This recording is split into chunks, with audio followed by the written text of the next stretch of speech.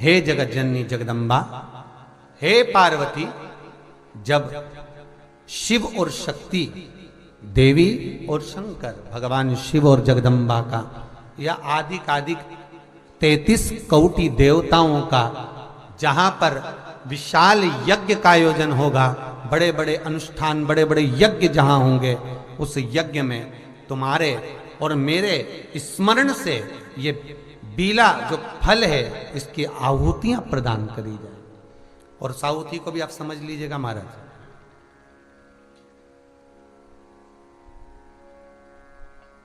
एक वो भी आप समझ लें कि जैसे अष्टमी तिथि या नौमी तिथि किसी भी महीने की,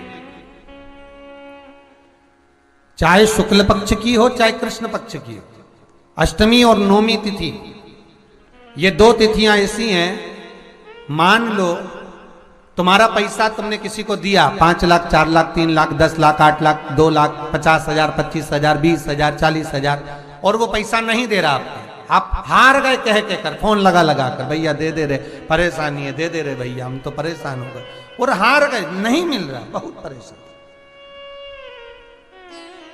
तो महाराज किसी भी अष्टमी या नौमी तिथि के दिन आप मां जगत जननी जगदम्बा का शिव के साथ में, शिव शक्ति का स्मरण कर कर देवी के नाम की 9 आहुतियां, सूखे बीले की, मतलब बीला जो सूख चुका है, फल जो सूख चुका है, उसकी 9 आहुतियां अग्नि में शंकर और सती के नाम से, शंकर और शिव के नाम से समर्पित करें। और आखिरी आहुति जो समर्पित करें उसमें थोड़ा सा भाग तिल का, और तिल भी काली नहीं चढ़ती उसमें, श्वेत तिल का भाग उसके साथ लगाकर समर्पित करें, और जिससे धन लेना है उसका नाम लेकर वो समर्पित करें महाराज, उसको सुध आएगी और वो पैसा किसी भी हाल में आपके हाथ में थमाकर जाएगा ही, ये पक्का है। उसकी आहुतियां, हे जगत जननी, हे जगदम्बा, तेरा नेत्र बिंदु से जो प्रकट हुआ वृक्ष है बेलपत्र का, उस वृक्ष की एक एक जड़ हो, टहनी हो, डाली हो, फल हो, शूल हो, वो सब मुझे अंगीकार है, मुझे स्वीकार, मुझे स्वीकार। उसका आनंद सुख देने वाला है जगदम्बा। मां पार्वती शिव जी के साथ में आनंद में विराजमान। और एक निवेदन आप सबसे कहूंगा, प्रयास करिएगा जीवन में 2 रोटी कम खा लो पर किसी से कर्जा मत लो। आज भी नियम है, नौमी तिथि के दिन अगर भगवान नारायण के चरणों में हल्दी और कुंकू दोनों चीजें चढ़ाई जाए तो नारी कभी विधवा होकर नहीं मरती। आज भी लिखा है, अखंडता को पाने के लिए भगवान नारायण के सीधे चरण में हल्दी और उल्टे चरण में हरोली चढ़ाई जाती, कुंकू। एक बेलपत्र, जिस बेलपत्र ने भगवान कृष्ण की नानी, क्या नाम था भगवान कृष्ण की नानी का, यशोदा जी की मां, नंद बाबा की सास, आप लोग श्रीमद् भागवत कथा सुने होंगे तो उसमें वर्णन आया होगा।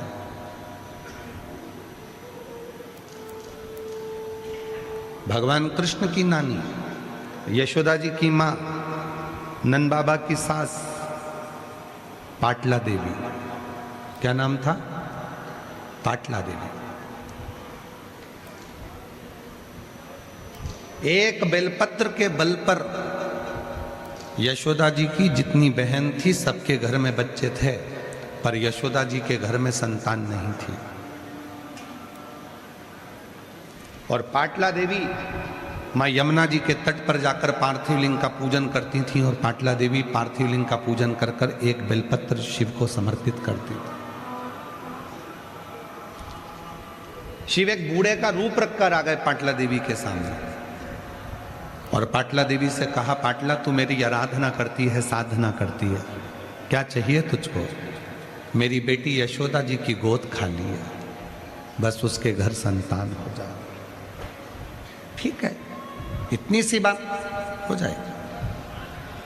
तुम यशोदा जी से जाकर कह दो नंदराय जी से जाकर कह दो कि श्रावण के महीने की जब पूर्णिमा हो, उस पूर्णिमा के दिन अपने घर पर संत ब्राह्मण को बुलाना, भोजन कराना।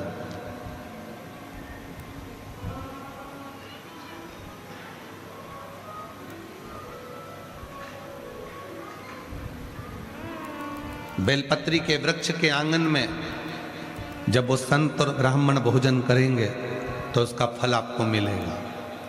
कभी मन कर जाए तुम्हारा शिव महापुराण पढ़ने का तो गीता प्रेस गोरखपुर की शिव पुराण लेकर आना, उसको पढ़ना। उसमें वर्णन आता है कि एक बेलपत्र के वृक्ष की छांव में जब हम किसी ब्राह्मण, संत, साधु, गुरुजन, बहन, बेटी, दामाद, भांजा, भांजी, बेटी, जमाई, किसी को भी अगर मुख झूठा कराते हैं तो 1 करोड़ गौदान के बराबर और हजारों अश्वमेध यज्ञ के बराबर पुण्य फल प्राप्त हो जाता है।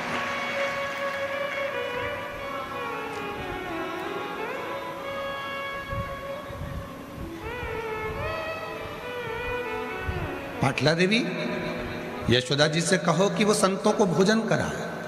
संत भोजन करने बैठ गए। नंद बाबा ने खीर और मालपुआ बनवाया। खीर परोसते परोसते नंद बाबा निकल गए। थोड़ी देर बाद मालपुआ लेकर माँ यशोदा जी आ गई। पल्लू डला था लंबा, बहुत लंबा घूंघट, जैसे हमारे राजस्थान की शान है घूंघट, उसी तरह एक लंबा घूंघट यशोदा जी का डला था। हाथ में चुड़ला, पांव पैजनिया, कमर करधनिया, लंबी सी चोटी यशोदा जी की। बड़ी सुंदर स्वरूप था माता का और पूरा घूंघट से चेहरा ढका हुआ था। मालपुआ देने के लिए जैसे यशोदा जी आई, ब्राह्मण भोजन करते करते उन्होंने देखा नंद बाबा की दाढ़ी सफ़ेद है, नंद बाबा के बाल सफ़ेद हैं।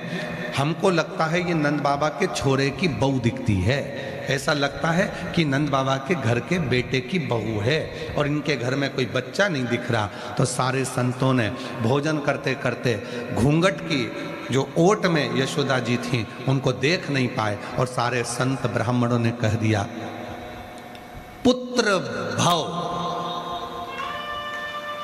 पुत्र भव। जैसे ही यशोदा जी से कहा, यशोदा जी ने अपना घूंघट ऊंचा करा तो बाबाओं ने देखा कि नंद बाबा की दाढ़ी सफेद, बाल सफेद, यशोदा जी के भी बाल सफेद थे।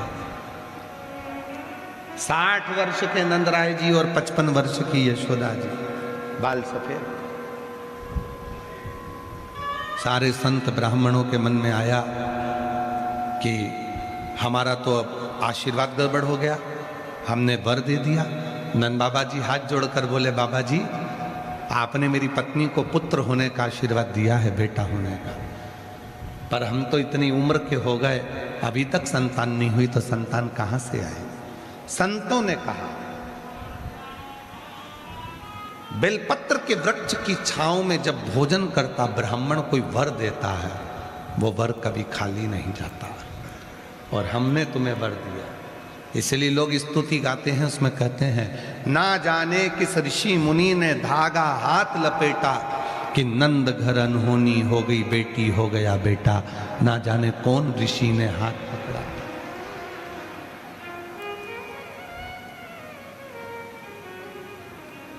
कौन ऋषि?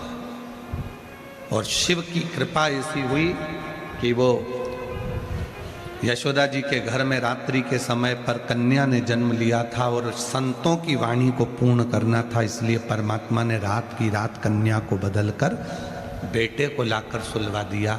तुम भले घर चले जाओ, पर 7 दिन जो तुमने बाबा को निमंत्रण दिया है अपने घर में आने के लिए, आपका दुखड़ा मिटाने के लिए, आपकी गोदी भरने के लिए, आपका सुख प्राप्त करने के लिए, मेरा भोले बाबा तुम्हारे पीछे पीछे तुम्हारे घर तक जरूर आएगा और तुम्हारा दुखड़ा मिटाएगा।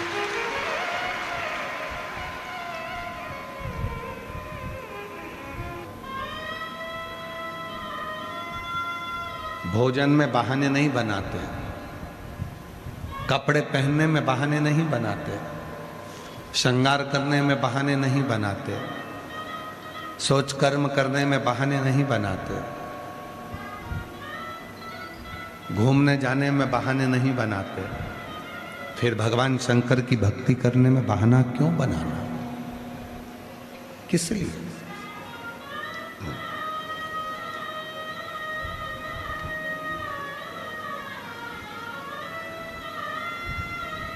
कल एक किसी बहन जी ने कोई मैसेज करा सीहोर, और सीहोर से वो मैसेज आशीष के पास आया, और आशीष ने फिर हमें बताया कि गुरुजी बोले कि जब दुख आए तो अपने पुराने समय का, जो तुमने सोमवार का व्रत करा है, जो तुमने प्रदोष करी है, जो तुमने व्रत धारण करा है, तुमने शिव जी को जल चढ़ाया है, पार्वती मैया अपने बचपन के किए हुए पुण्य को याद करती है,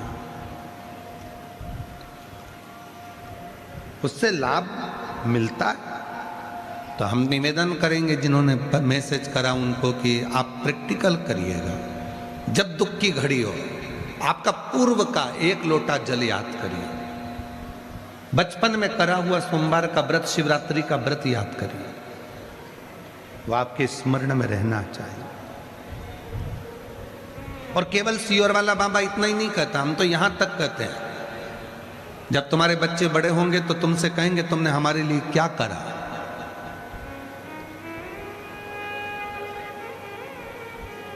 तो इसलिए निवेदन है, तुम्हारे बच्चे बड़े हों उससे पहले, जब तक बच्चे छोटे हैं, और उनकी गंदगी तुम साफ करो पानी डालकर, तो फोटो खींच खींच के रख लो, थोड़ी सी वीडियो बना के रख लो। जैसे ही बच्चा बोले कि तुमने हमारे लिए क्या करा, तो उसकी वीडियो चलाकर उसको दिखा देना, ये धोने के लिए तेरे ससुराल वाले नहीं आए थे, तेरी मां ने धोया था। ये धोने के लिए तेरे परिवार वाले दूसरे नहीं आए थे, कोई दूसरा नहीं आया था, तेरी मां ने धोई थी ये गंदगी। इसलिए अपने अपने बच्चों के गंदगी धोते समय एक एक फोटो खींच के रख लो। जब बच्चे कहें कि तुमने हमारे लिए क्या करा, तो वो फोटो निकाल कर दे देना, ये देख इतना सा था, धोना तक नहीं आता था, हमने धोया, हमने। और जो कहते हैं तेरे दोस्तों वो नहीं आए थे, ना तेरी आंटी आई थी, ना तेरे अंकल आए थे, हम केवल मैं धोती थी गंदगी को। बच्चे को हॉस्पिटल लेकर जाओ तो एक फोटो खींच कर रख लो, कोई नहीं आया था तेरी दुख की घड़ी में जब तू बीमार पड़ा था, ये थी तेरी माँ, तेरा बाप सामने खड़ा था, फोटो दिखाना।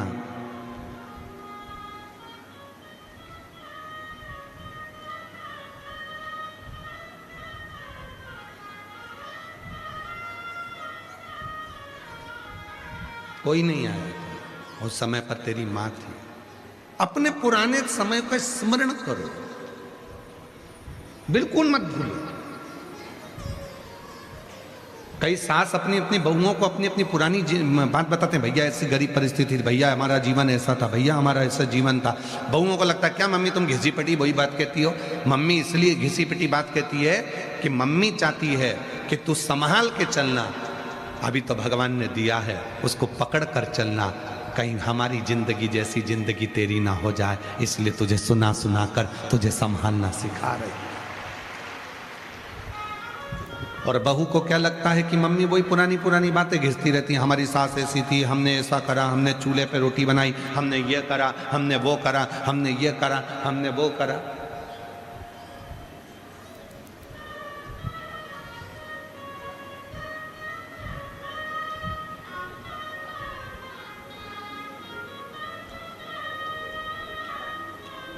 अभी कोई गैस की कमी है नहीं, पूरा भारत जो एक तरह से एक मुद्दा उठाकर बैठा है, गैस की कमी हो गई, डीजल की कमी हो गई, पेट्रोल की कमी हो गई, कोई कमी नहीं है।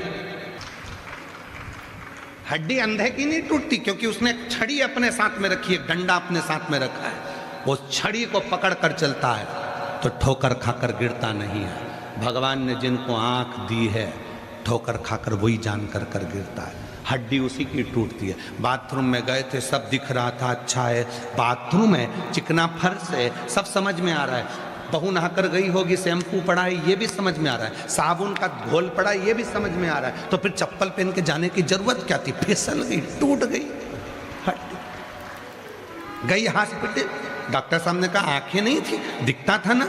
हाँ साहब आंखें तो थी पर समझ नहीं पाई।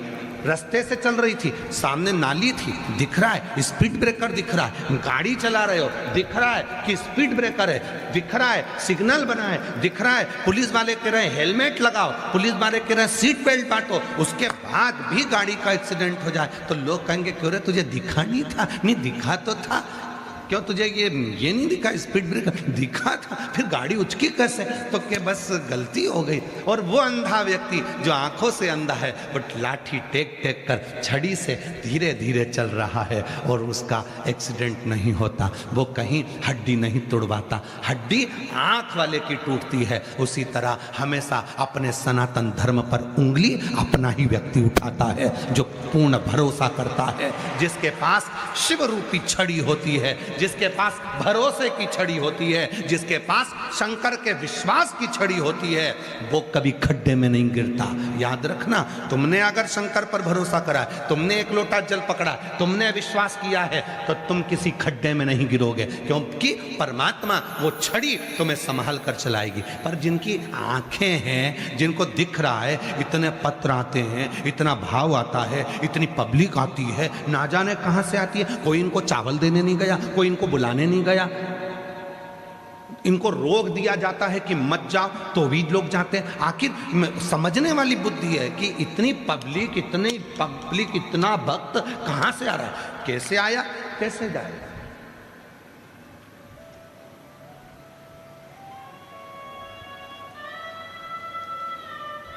विचार करने वाली बात है कि शिव जी कितनी कृपा करते होंगे, कितनी करुणा करते होंगे। हम छड़ी को छोड़ दिए, हम शिव को छोड़ दिए। पृथ्वी पे से एक भी व्यक्ति नहीं मरेगा। जब तक लोग मरेंगे तब तक हम यही समझेंगे कि जन्म देने वाला भी वो परमात्मा है और मारने वाला भी परमात्मा है। मरना नहीं चाहिए। तुम्हारे साइंस ने सब कुछ करा तो अब इनको अमर कर दो बस, अब कोई मरे नहीं संसार में, सर्वे भवन्तु सुखिना, हम वो कामना करते, एक नहीं मरे। सबके पास करोड़ों की दौलत, यमराज आए और ये 2-4 खोखा खसका दे, ले साहब ये 5 पेटी माल ले जाओ, पड़ोसन को उठा के ले जाओ, हम नहीं जाएंगे।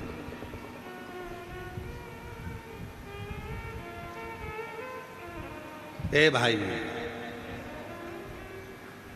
दुनिया में हम आए हैं तो जीना ही पड़ेगा, जीवन है अगर जहर तो पीना ही पड़ेगा।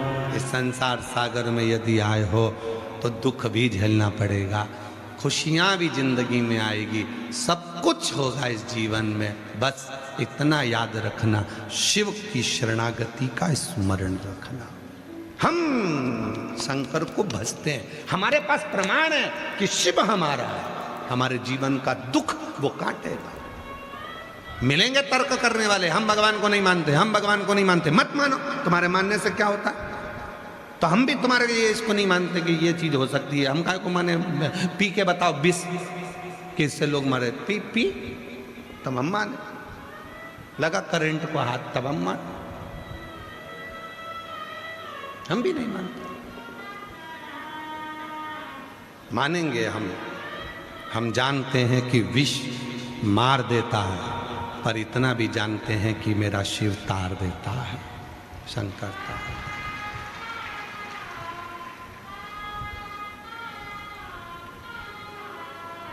जिस व्यक्ति ने शंकर जी के मंदिर में जाकर 1 लोटा जल चढ़ाना प्रारंभ करा, जिस व्यक्ति ने शिव के मंदिर में जाकर 1 लोटा जल चढ़ाना प्रारंभ करा, समझ लो मेरे बाबा ने उसका हाथ पकड़ लिया।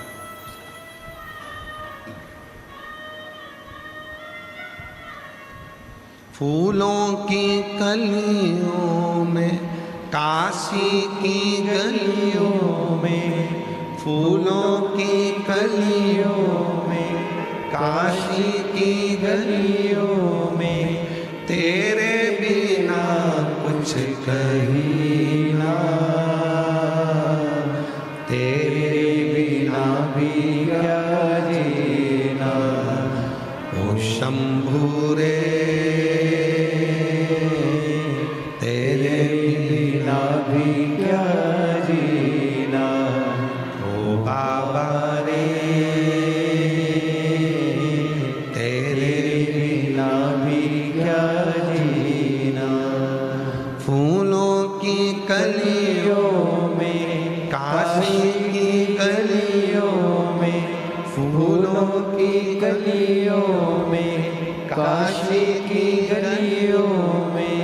तेरे बिना कुछ कही ना, तेरे बिना भी क्या जीना, ओ बाबा रे तेरे बिना भी क्या जीना, ओ शंभू रे तेरे बिना भी क्या जीना। हम कैसे जिए उसके बिना, कैसे? एक क्षण उसके बिना ठीक नहीं लगता।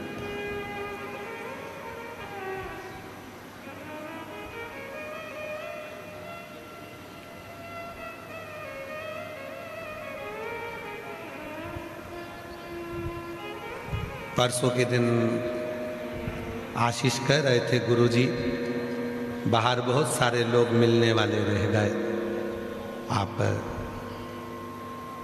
उठ के चल दिए। 2 दिन, हम पूरे 7 दिन में से केवल 2 दिन, 5वां और 6ठा दिन ऐसा होता है जो सबसे मिलते हैं, बाकी के 7 दिन आप लोगों से हमारा मिलना नहीं होता।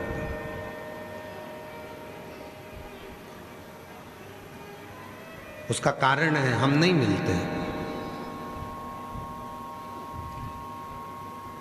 उसका एक कारण है कि आप लोग हमारे पास में आए और हमको प्रणाम करें, नमन करें, हमारा यश गुण गाएं, ये हमको पसंद नहीं है।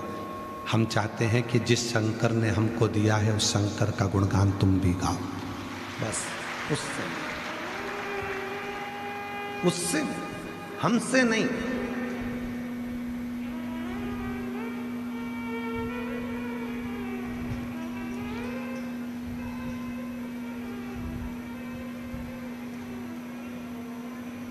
कई बार समितियां भी कहती हैं कि हम लोगों ने इतना व्यवस्था करी, टेंट लगाया, भोजन चलाया, पंखा लगाया, ये करा वो करा, कम से कम हम लोगों से तुम मिलो। तो हम उनसे भी कह देते हैं, तुमने कथा सुनने के लिए कथा करवाई है, हमसे मिलने के लिए नहीं।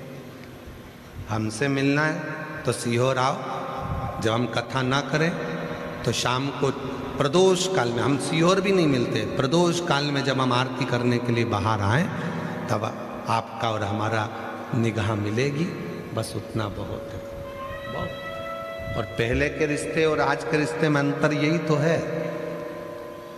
में 4 घंटा बात कर लो, रात को 3-3 बजे तक मोबाइल पे लगे हो, उसके बाद दोनों वो कौन सी फोटोग्राफी होती है जिसमें घूमने भी चले गए, फोटो भी खिंचवा लिए, सारी दुनिया का प्रपंचा कर लिया, और उसके बाद फिर शादी हुई। जब इतने मिल लिए थे, जुल लिए थे, फिर तलाक काय को कर रहे हो? फिर तलाक क्यों? तो इससे तो ये बुजुर्ग मेरी माताएं बैठी हैं, जो बुजुर्ग मेरी माताएं बैठी हैं, जो बुजुर्ग मेरे पिता बैठे हैं, जो बूढ़े मेरे माँ बाप बैठे हैं, इनसे पूछो कि इनने इस लड़की को देखा था क्या जिससे उसकी शादी हुई, और उसने उसको देखा था, बस चाय रखी थी, उतनी देर में निगाह मिल गई और वो संबंध 7 जन्म का हो गया। लोग कहते हैं आप मिलते क्यों नहीं? हमने कहा मिलने में तलाक हो जाता है, ना मिले तो प्रेम बढ़ता चले जाता है, बस बहुत।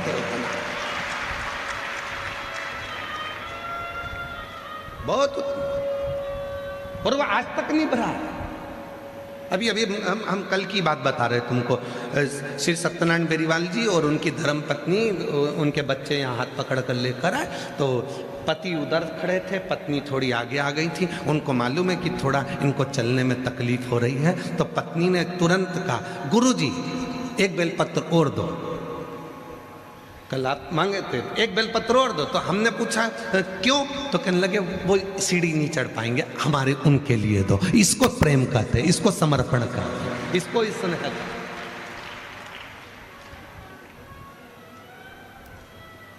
प्रेम की परिभाषा किसको कहते हैं वो समझे।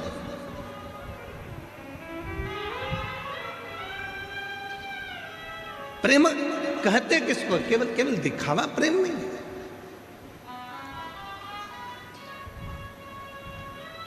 शिव के पास जाओ, मेरी माँ जगत जननी जगदम्बा अम्बा पार्वती जी जब हलाहल विष मंथन में निकला और उस मंथन में निकले हुए विष को जब भगवान शंकर के पास लाया,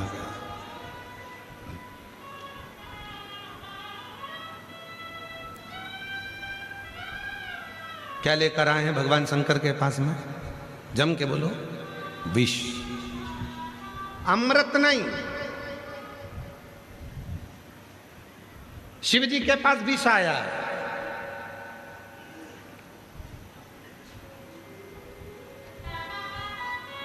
एक गांव में एक व्यक्ति कथा कर रहा है, तो कथा करते करते वो जजमान से लड़ लिया। जजमान बोले लड़ाई, हमने पूछा क्यों लड़ लिया, तो लड़ाई इस बात की हुई है कि वो साड़ी चढ़ाया भागवत जी पे, तो ऐसी चढ़ाया कि जो कोई पहन ना सके। तो हमने कहा शिव पुराण पढ़ लेते एक बार, उसमें लिखा है शंकर जी के पास विष आता, अमृत नहीं। मायके से साड़ी मिलती है, रिश्तेदार साड़ी दिलवाते हैं, कहीं से साड़ी लाती हैं, तो माताएं सबसे अच्छी साड़ी होती है, अगर कहीं मायके से मिली है बहुत अच्छी है तो उसकी पीको फाल लगा के तैयार करके पहन लेती हैं। और थोड़ी भी गड़बड़ है तो बहू को दे देती है, और अच्छी है थोड़ी बहुत तो बेटी को दे देंगी। और अगर मान लो वो बेटी को देने के लायक नहीं है, पहनने के लायक नहीं है, बेटी को बहू को भी देने के लायक नहीं है, तो उसको घड़ी करके बढ़िया तैयार करके और सिर पे पल्लू लेके कहीं भागवत जी होगी,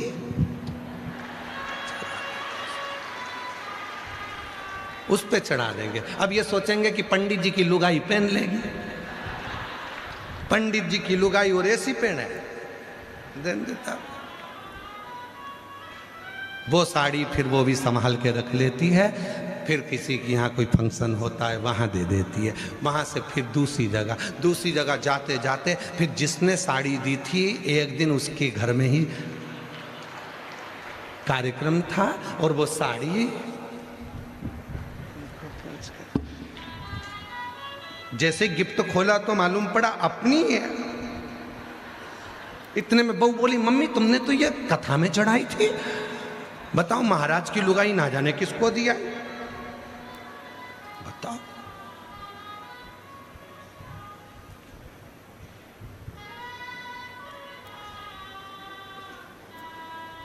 ये तो राजा भर्तरी जैसा काम हो जाता है कभी कभी है। राजा भर्तरी ने सन्यास क्यों लिया था? राजा भर्तरी की जो धर्म पत्नी थी बड़ी सुंदर थी, बड़ी सुंदर। और राजा भर्तरी गुरु गोरखनाथ जी के परम भक्त हो गए थे। गोरखनाथ जी ने विचार करा कि इस भर्तरी को विद्वान बहुत है, ज्ञानी बहुत है, इसको परिवार से और पत्नी से प्रेम बहुत ज्यादा है। तो गुरु थे, गुरु जानते थे सब कुछ कि इनको क्या चाहिए। गुरु की दृष्टि बड़ी परखी होती है। जो शिव गुरु होते हैं ना, भगवान शंकर के जो उपासक गुरु होते हैं, शंकर की भक्ति करने वाले, शंकर का स्मरण करने वाले, उन गुरु से जाकर आप कुछ मत बोलो, केवल एक बार कह दो बाबा देख तो लो, एक बार तो देखो, बस बाबा निगाह उठाकर देख लेगा ना तो मालूम है कि गुरु सब कुछ दे देगा। केवल देखा और उतने में सब कुछ दे देता है। यह कई माताओं की आदत रहती, कई भाइयों की आदत रहती, कथा में बीच में चिल्ला देते हैं हर हर। ये बीच में इसलिए चिल्लाते हैं एक बार गुरु जी देख तो ले हमारी और कम से एक बार तो देखे कम से कम। तो वो राजा भर्तरी गोरखनाथ जी जान गए ये भक्त बड़ा बिरला है, और परंतु ये अपनी पत्नी के आसक्ति में, पत्नी से बहुत प्रेम करता है, अपनी पत्नी से इतना प्रेम करता है कि ये एक मिनट उससे नहीं छोड़ता। तो एक दिन गुरु गोरखनाथ जी ने बड़ी कृपा करी, और बड़ी कृपा कर गुरु गोरखनाथ जी ने कह दिया राजन मेरा मन करता है मैं तुझको एक फल दे दूं, तेरे जैसा राजा पूरी दुनिया में रहना चाहिए, इतना प्रतापी राजा पूरी दुनिया में रहना चाहिए, सब दूर विजय प्राप्त करने वाला राजा पूरी दुनिया में रहना चाहिए, तू जवान रहेगा तो पूरा राज्य अच्छा चलता रहेगा। भगवान गुरु गोरखनाथ जी ने एक फल लिया, राजा को दे दिया, राजन ये फल तू खा लेना, तू कभी बुढ़ा नहीं होगा, तो कभी बुजुर्ग नहीं होगा। राजा फल लेकर गया और उस फल को राजा ने अपनी पत्नी को बुलाया, धर्मपत्नी आई,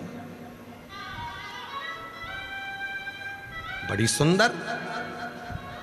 रात्रि का समय राजा ने फल निकाला अलमारी में से, पत्नी को दिया, सुन ये वो फल है जिसको तू खाएगी तो कभी बूढ़ी नहीं होगी, कभी बुढ़ी नहीं होगी तू। ले ये फल। रानी ने फल लिया। राजा बोला कि मैं तुझे इतना प्रेम करता हूं, अगर मैं फल खाऊंगा, मैं जवान हो गया, तू बूढ़ी हो गई तो मुझे अच्छा नहीं लगेगा, इसलिए तू जवान रहे, मैं बूढ़ा होऊंगा, चल जाए। राजा ने फल रानी को दे दिया। रानी ने फल अलमारी में रख दिया, नहीं खाया।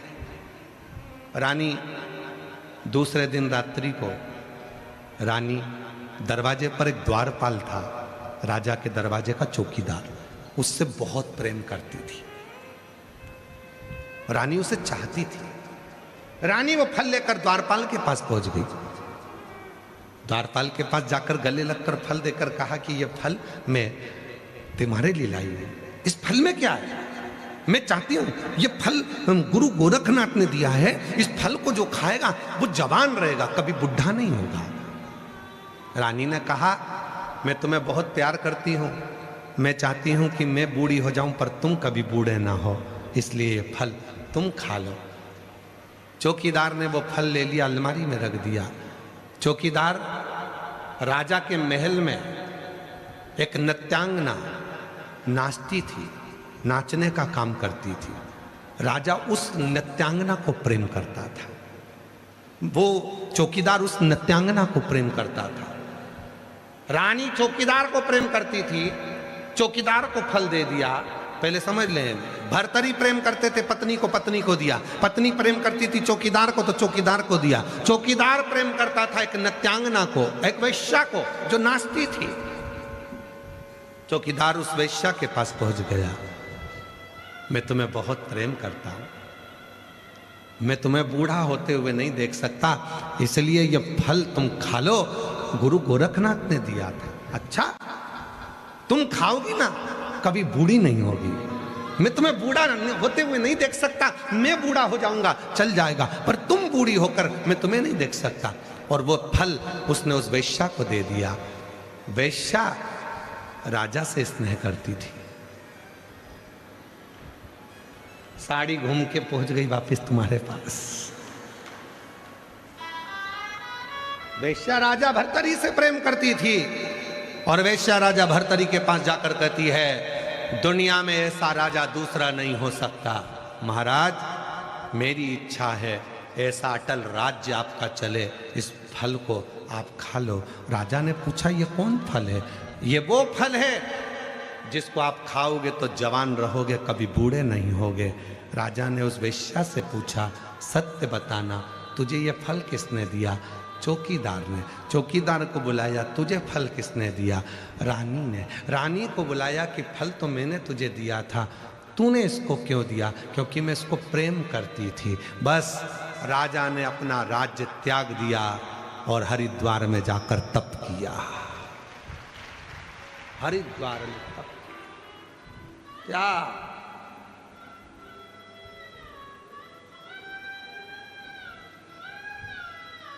दुनिया के लोगों को लगता है कि ये सब मेरे अपने, मेरा बेटा मुझे चाहता है, मेरी बहू मुझे चाहती, मेरी बेटी मुझे चाहती, मेरे नाती मुझे चाहते, मेरे पंथी मुझे चाहते, मेरा पति मुझे चाहता, मेरी पत्नी मुझे चाहती, मेरा भाई मुझे चाहता, मेरा बंधु मुझे चाहता। फालतू का दिखा, कोई किसी को नहीं चाहता।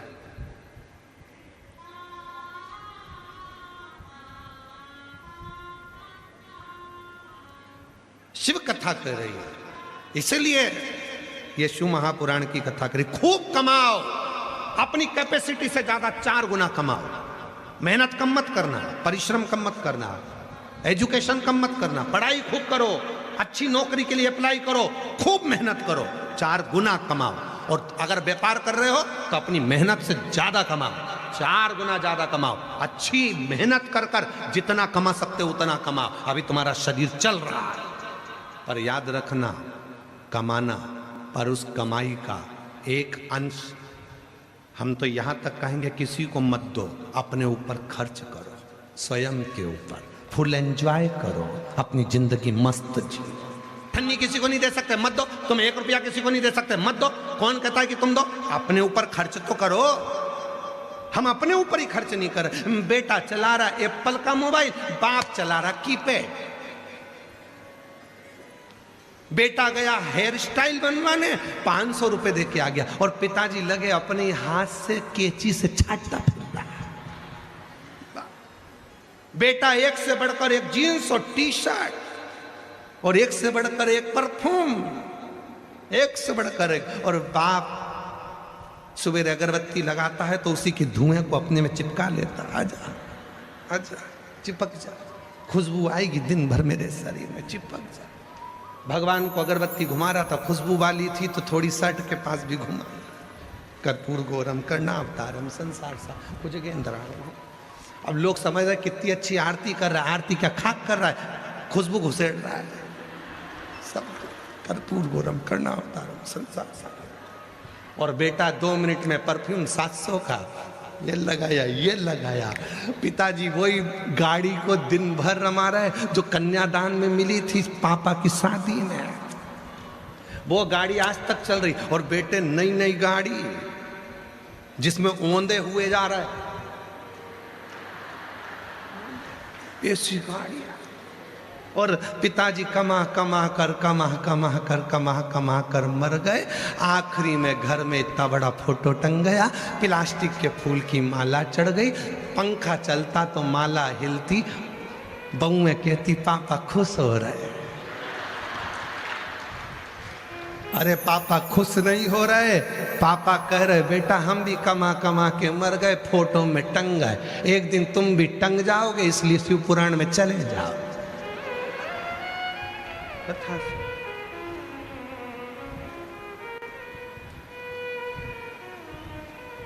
मौका मिला, करो भजन, मौका मिला है करो पुण्य, मौका मिला है करो स्मरण।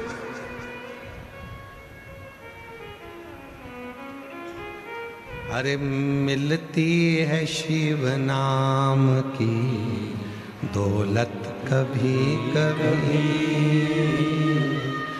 होती है अपने जयपुर में शिव पुराण कभी कभी। दौलत को पाके तुम कभी अभिमान ना करो, दौलत को पाके तुम कभी अभिमान ना करो।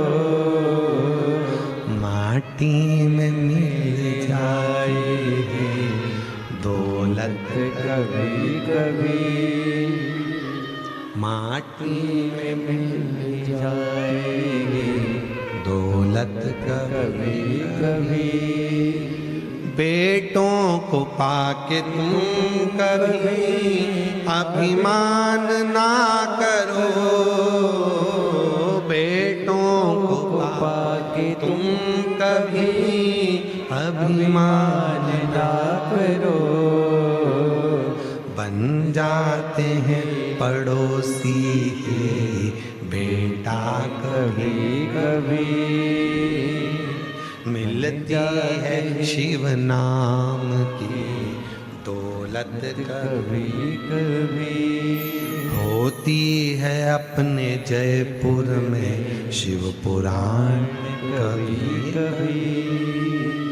बड़ी मुश्किल से मिलती है, बड़ी मुश्किल से। भागवत कराना सरल है, राम कथा कराना सरल है। भागवत कराओगे 1 टेंट 2 टेंट 3 टेंट, इससे ज्यादा क्या टेंट लगाओगे?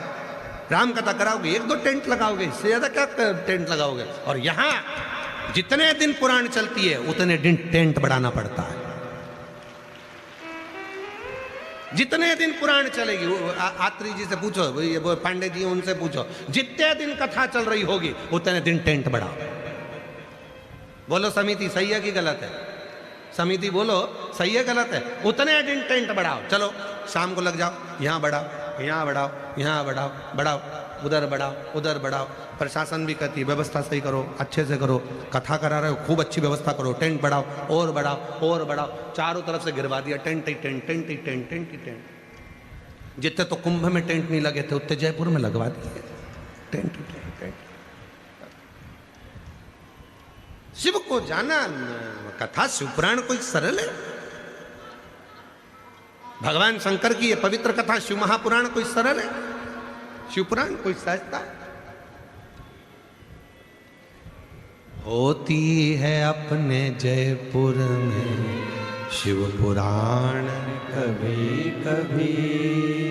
ये जयपुर में हो रही है, कहीं प्रभु की कृपा है। और जितने जितने हम फिर निवेदन करेंगे घनश्याम जी रावत जी को, श्री राकेश जी रावत जी को, श्री सत्यनारायण बेरीवाल जी को और ये पूरी समिति को हम साधुवाद देंगे। कहीं पूर्वजों ने तुम्हारी भाग्य में, तुम्हारे माता पिता ने कोई पुण्य करा होगा, तुम्हारे दादा परदादा ने कोई पुण्य करा होगा, जो आज ये कथा के यजमान बनकर रावत जी आप बैठे हो। ये मैं पूरा पूरा साधुवाद आपको और बेरीवाल जी को बहुत बहुत साधुवाद देता हूँ, सारी समिति को साधुवाद देता हूँ। कोई पुण्य तुम्हारा होगा जिसके कारण बच बैठे। कठिन है, बहुत कठिन। कर लो, खूब कमाओ, खूब मेहनत करो। ऐसा कोई लक्ष्य नहीं है जिस लक्ष्य तक तुम नहीं पहुंच सकते, पर अपने ऊपर भी खर्च करो, अपना भी ध्यान रखो, खूब अच्छे से जीवन जियो, खूब आनंद में रहो, खुश रहो। ऐसा नहीं कि टेंशन लेते लेते लेते लेते बीमार पड़ जाओ। खूब एंजॉय, खूब एंजॉय।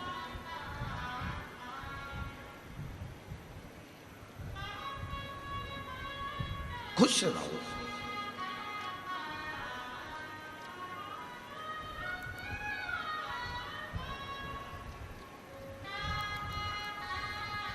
और मेरा शिव भगवान शंकर की कथा कर रही है। विष आया, विष। पार्वती जी ने पूछा, मंथन में विष निकला और तुम्हारे पास भेज दिया गया। ये विष तुम्हारे पास आया है? शंकर जी कहते हैं हाँ, अमृत देना था लोगों को। देवताओं के पास अमृत आया था तो अमृत देना था, तुम्हें तो विष दिया। विष? हाँ। शिव जी कहते हैं कि कोई बात नहीं, मैं ले लूं। कई लोग कहते हैं कि बेलपत्री टूट गई, शिव जी को दें कि नहीं दें, जब वो विष पी सकता है।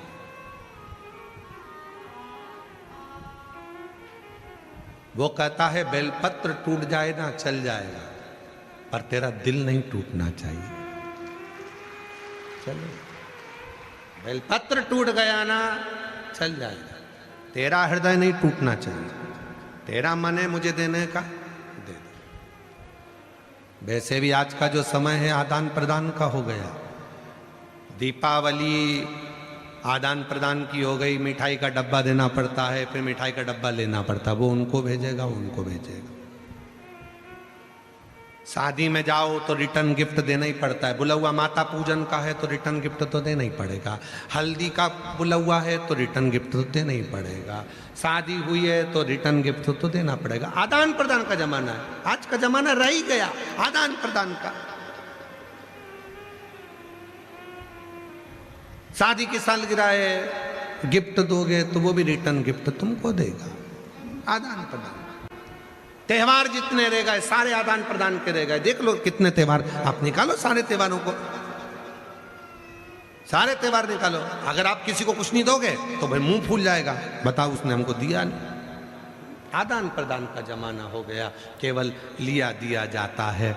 वहीं तक आज के समय में केवल त्योहार, केवल आदान प्रदान के रह गए, और जिसने देना बंद कर दिया लोगों ने उससे रिश्ता ही खत्म कर दिया। रिश्ता खत्म, केवल आदान। पर शिव कह रहे हैं, शंकर जी की कथा कर रही है, नहीं। कोई कहे कि बेलपत्र टूट गई, मैं शिव को दूं कि नहीं दूं? तेरा दिल नहीं टूटना चाहिए, तू दे दे, मैं स्वीकार कर लूंगा, मैं चाहूंगा। एक भगत की कथा आती है, बड़ी सुंदर कथा है। एक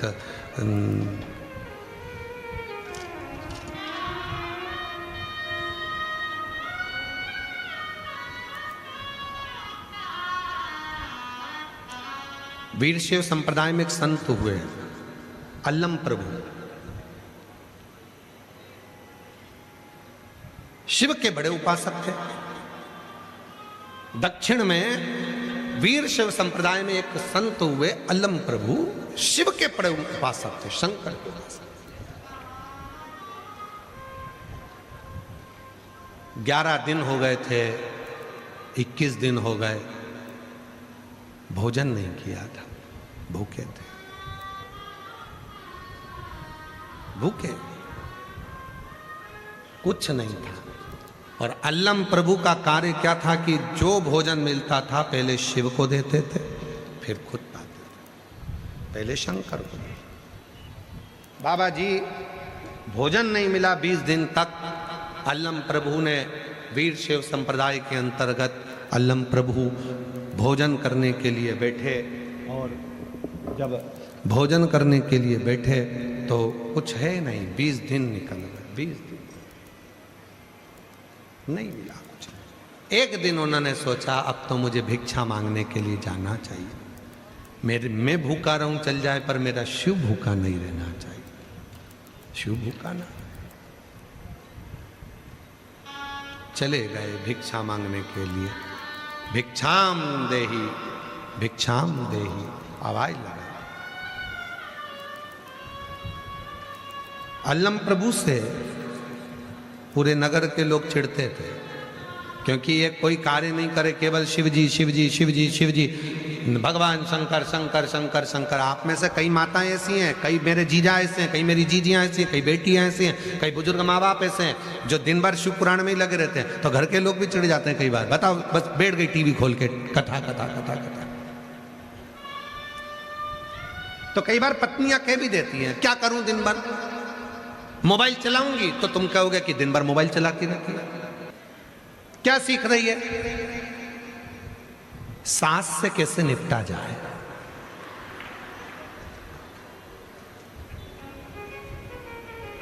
सास ने बेटे से कहा कल मुझे भी मोबाइल लाके दे। बेटे ने कहा मम्मी तू इतनी साल की हो गई, 80 साल की हो रही है, तू मोबाइल का क्या करेगी? 70-80 साल में आज तक तूने मोबाइल नहीं चलाया, तू क्या करेगी? मैं भी सीखूंगी बहू से कैसे निपटा जाए, मोबाइल पे सीख, इनसे निपटा कैसे जाए, ये होता है। तो शिव कथा कह रही है, वो दिन रात शिव शिव शिव शिव। कई माताएं ऐसी हैं जिनको कथा के बिना नींद नहीं आती। 5-10 मिनट जब तक वो कथा नहीं सुन ले तब तक उसे नींद नहीं आ। जब तक वो दिन में एक बार कुबेरेश्वर बाबा को नहीं देख ले, एक बार शिव पुराण की कथा भले 1 मिनट की सुने, पर जब तक उसके कानों में आवाज नहीं चली जाए तब तक उसको आनंद नहीं आता। कई माताएं ऐसी, कई भाई ऐसे, कई बेटियां ऐसी, कई बेटा ऐसे, वो सुने बिगड़ जाते नहीं। अब अल्लम प्रभु शिव शिव शिव शिव जपते, तो गांव के लोगों ने आज उनको भोजन नहीं दिया। भूखे 20 दिन निकल गए, कुछ ना मिला। अल्लम प्रभु एक बुढ़िया के दरवाजे पर गए, बुढ़िया के, और अल्लम प्रभु ने बुढ़िया के यहाँ जाकर आवाज लगाई, माँ, ओ माँ, भिक्षाम दे, भूख लगी है माँ। बुढ़िया ने हाथ जोड़कर कहा, बाबा जी 3 दिन से मैंने कुछ नहीं खाया। अल्लम प्रभु ने कहा 3 दिन पहले क्या खाया था? रोटी थी एक 4 दिन पुरानी, और मिर्ची तोड़कर लाई थी, उसको पीस कर नमक डालकर उस मिर्ची की चटनी बनाई थी। मिर्ची की चटनी है क्या? नहीं। पुरानी रोटी है क्या? नहीं। वो मिर्ची का सिलबट्टा जिस पर तूने चटनी पीसी थी वो पत्थर है क्या? अल्लम प्रभु से उस बूढ़ी माँ ने कहा, हाँ, वो मिर्ची का सिलबट्टा है, वो मिर्ची पीसने वाला पत्थर है, वो सिलबट्टा है, मुझे वही ला दे। पत्थर? हाँ, बहुत भूख लगी है, वही ला दे। पत्थर? हाँ। गई, जिस मिर्ची को पीसती थी वो पत्थर से, उसमें मिर्ची की चटनी लग रही थी, वो मिर्ची लग रही थी, और वो सिलबट्टा लाकर अल्लम प्रभु को दिया। अल्लम का रोज का नियम था, जब तक भगवान को नहीं खिलाता था कुछ नहीं खाता था। सिलबट्टा लेकर गया, पानी में धोया, शिव जी को दिया, और फिर वही पानी मिर्ची का अल्लम प्रभु पी गए, चाट लिया।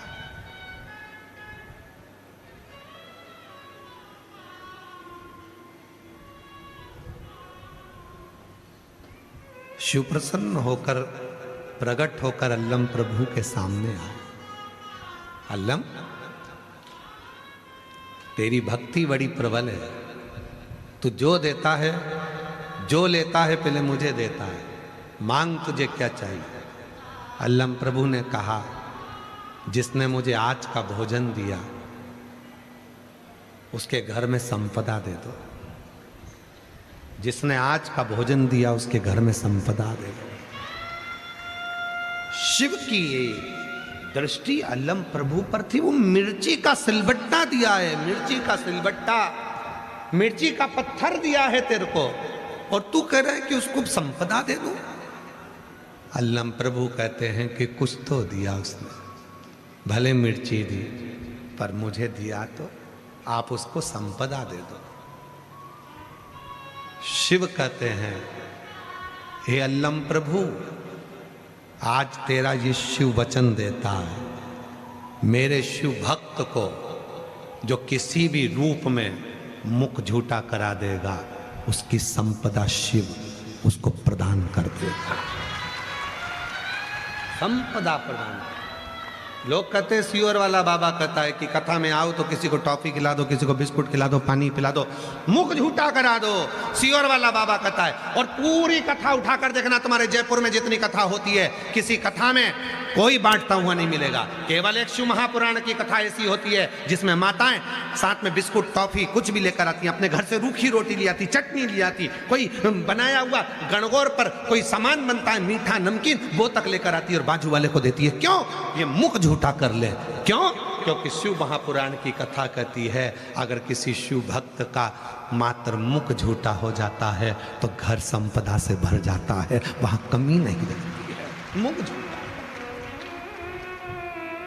हम हमारी कथा में हमेशा कहते हैं 3 चीजें साथ लेकर चलो, पानी की 2 बाटल, एक छाता और एक ओढ़ने का कम्बल चादर साथ लेकर चलो। पानी की 2 बाटल इसलिए, एक बाटल तुम्हारे लिए और एक बाटल तुम्हारे आस पे पास में पड़ोसी में कोई भी रहता है, तुम उसको कुछ खिला नहीं सकी हो, कुछ नहीं दे सकी, तो अपनी पानी की बोतल लेकर उसका मुख झूठा करा दो। जी पानी पियोगी क्या?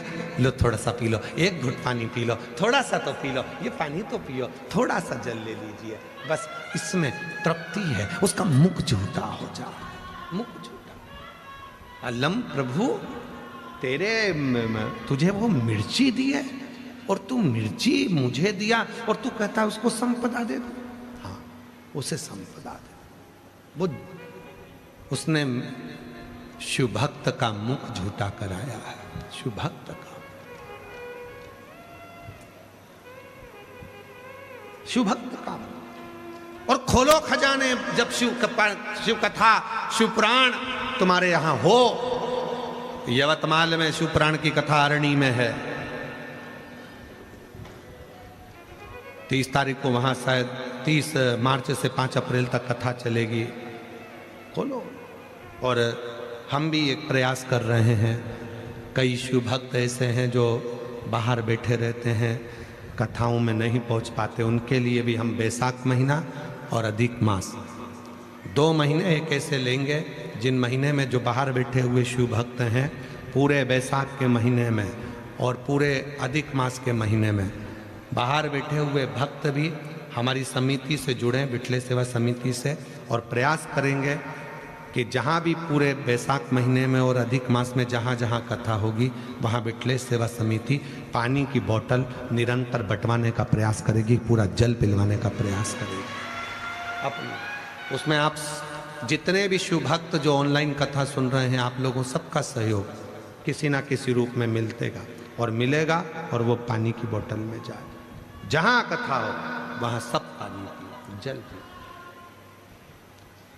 आप दो तो ठीक, ना दो तो समिति बहुत प्रबल है, समिति सब करती है। और उसमें रावत जी और हमारे बेरीवाल जी सबका सहयोग चाहिएगा पानी पिलाने में, पूरे बैसाख महीना और अधिक मास में। जहाँ जहाँ कथा होगी वहाँ आप लोगों का भले एक बैनर लगा देंगे कि नाम इनका और पानी पिला रही है पूरे मिलकर। पानी की बोतल सबको मिले, सब बैसाख महीने में पानी पिए, अधिक मास में पानी पिए। जहाँ जहाँ कथा होती है वहाँ लाखों की भीड़ होती है, लोगों को पीने का पानी मिले। और जितने हमारे श्रोता हैं वो भी तैयारी करो, वो भी तैयारी करो, सबका सहयोग मिले और वो सहयोग से सबको पानी मिले। पूरा बैसाख और अधिक मास सबका शिव तत्व, और उस तत्व के बिना सब शून्य, सब शून्य। आप उसको स्वीकृत करें। मुख झूठा कराए, अल्लम प्रभु ने कहा, उसने मिर्ची भले खिलाई। और आंत्री जी और पांडे जी तुम भी तैयार है ना, पांडे जी भी तैयार है, रात्रि जी भी तैयार है। जहाँ जहाँ कथा होगी वहाँ सूचना दी जाएगी, वहाँ पर आप लोगों की कुछ भी थोड़ी बहुत सहयोग राशि जो समिति को मिलेगी उससे अपन पानी पिलाने का पूरा प्रयास सबको जगह जगह कथा में करें।